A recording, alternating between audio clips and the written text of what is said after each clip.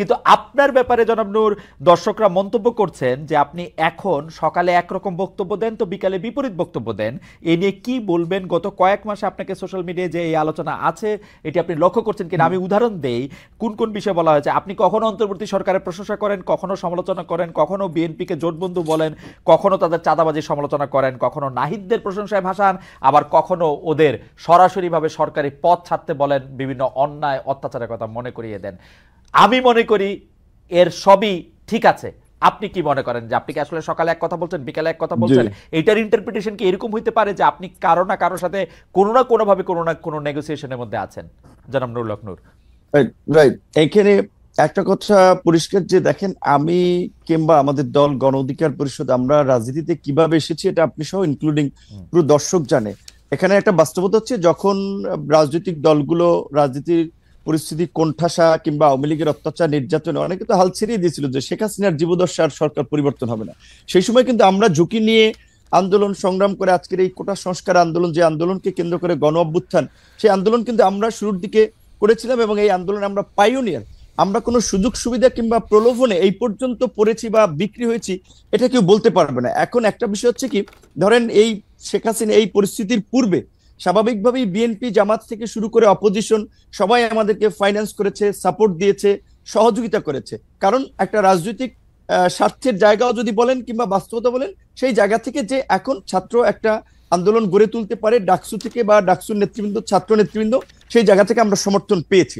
5ই অগস্টের পরে যখন আবার একটা রাজনৈতিক নতুন ছাত্রদের একটা উত্থান হয়েছে কিংবা রাজনৈতিক দলগুলো আগে যারা কোণঠাসা ছিল, প্রকাশ্যে সভা সমাবেশ মিছিল মিটিং করতে পারতো না, এখন সবাই যেটা একটা ওপেন ফিল্ড পেয়েছে, কাজে রাজনৈতিক প্রতিযোগিতার জায়গা থেকে এখন সেই সময় যারা সহযোগিতা করছে তাদের অনেকেই কিন্তু এখন আবার ভিপি নূরদেরকে একটা মাথা ব্যথার কারণ মনে করে, যে কারণে অনেকে একটা ড্যামেজ করতে চায়, ক্যারেক্টার অ্যাসাসিনেশন করতে চায়। আগে যেটা আওয়ামী লীগ করেছে যে কে বিকাশ এইটা ওইটা নানান ভাবে, এবং আপনি দেখেছেন কি হাস্যনষ্ট করেছে গত 7টি বছর। এখন অনেক কিছু বলেছে, কিন্তু একটা ঘটনারও কিন্তু প্রমাণ করতে পারে।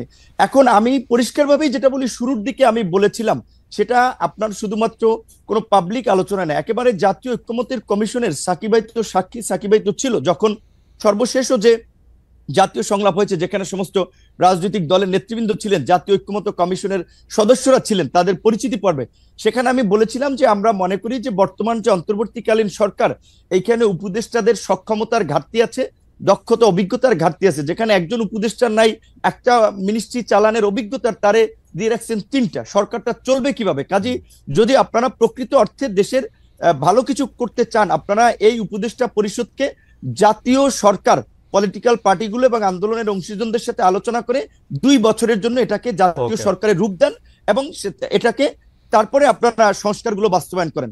যেহেতু জাতীয় সরকারের পজিশনে আমি 2 বছরের সময়ের ক্ষেত্রে কিন্তু আমি একমত বলেছি, এবং এটা আওয়ামী লীগের আমলে আমি বলেছিলাম যে 2 বছরের জন্য জাতীয় সরকার। যেহেতু জাতীয় সরকার হয় না, এখন একটা সরকার হচ্ছে নির্দিষ্ট আপনার বলা চলে বলায়ের লোকজনের, এবং সেখানে এই যে ছাত্ররা এনসিপি একটা দল গঠন করেছে, আবার এনসিপির 2 জন উপদেষ্টা আছে, তো এনসিপি সরকারের থেকে দল বানাবে, সরকারি সুবিধা নিয়ে দল বানাবে, এটা কি কোনো দল মানবে? যেই কারণে কিন্তু আমরা বলেছি শুরুর দিকে সরকারের যে গ্রহণযোগ্যতাটা ছিল বা রাজনৈতিক দলগুলোর যে সমর্থনটা ছিল, এখন কিন্তু সরকারের কিছু কর্মকাণ্ড উপদেষ্টাদের বক্তব্যে এখন সেই সমর্থনটা তারা হারাচ্ছে। সেই জায়গা থেকে আমি বলেছি যে শুরুর দিকে আমরা 2 বছর জাতীয় সরকার, এবং গতকালকে আমাদের সংস্কার কমিশনের যে প্রস্তাবনা, সেখানেও আমরা বলেছি যে সরকার যদি আপনার এই সংস্কারগুলো বাস্তবায়ন করতে চায়, তবে অবশ্যই এই সরকারকে জাতীয় সরকারে রূপান্তর করে অধ্যাদেশের মাধ্যমে এই সংস্কারগুলো বাস্তবায়ন করবে রাজনৈতিক ঐক্যমত্যের ভিত্তিতে, অন্যথায় তারা পারবে না। কিন্তু সেই জায়গা থেকে আমি এইটুকু বলবো যে যারা এখন সত্যিকার অর্থেই যারা এই এনসিপি কে কেন্দ্র করে কিছু নতুন সুবিধাভোগী লোকও তৈরি হয়েছে, যারা আগে কোনোদিন মিছিল মিটিং এ দেখিনি, রাজপথে দেখিনি, এখন তারা সমন্বয়ক, বড় বড় নেতা, এখন তারা মনে করছে যে আমরা যারা নির্বাচনের কথা বলছি তাদের খাবার তো বন্ধ হয়ে যাবে। যেই কারণে অনেকে ইন্টেনশনালি সোশ্যাল মিডিয়ায় এই ক্যাম্পেইনটা করছে যে বিপিন নূর সকালে এক কথা বলে বিকেল এক কথা। ঠিক আছে, আপনার বক্তব্য পরিষ্কার। সোশ্যাল মিডিয়াতে একেবারেই আপনার বক্তব্য, এটা অনেক উদ্দেশ্যপ্রণোদিতভাবে ক্যাম্পেইন, রাজনৈতিকভাবে ড্যামেজ করার জন্য, চরিত্র হনন করার জন্য। এইটুকু আমরা বলতে পারি। খালেদ ভাই, আপনাকে আওয়ামী লীগের আমল আমার মনে আছে, মির্জা ফখরুল ইসলাম আলমগীর সাহেব আপনার একটা প্রোগ্রামে এসে বলছিল যে আপনার এই প্রোগ্রামটাতে তারও ভালো লাগে। এখন দেখেন আপনাকে কিন্তু অনেকে গালি দিচ্ছে, আবার আওয়ামী লীগের দালাল কাছিবাদের দোষর বলে।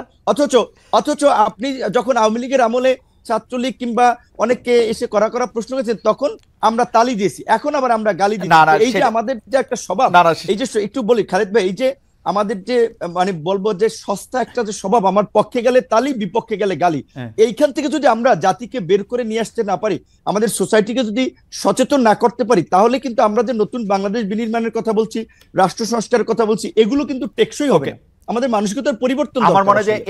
এই ব্যাপারে কোনো সন্দেহ নাই। তবুও সোশ্যাল মিডিয়াতে যেহেতু আমার বিরুদ্ধে একটা সোশ্যাল মিডিয়াতে কথা আছে, যদিও এই প্রশ্ন আপনাকে অনেকবার করেছি, তারপরেও এই প্রশ্ন আপনাকে আরেকবার করছি, এটা যদি আপনি হ্যাঁ বা না বাইনারিতে জবাব দেন তাহলে এটার সুবিধা। আপনি কি আসলেই মোসাদের টাকা পেয়েছেন জনাব নূর?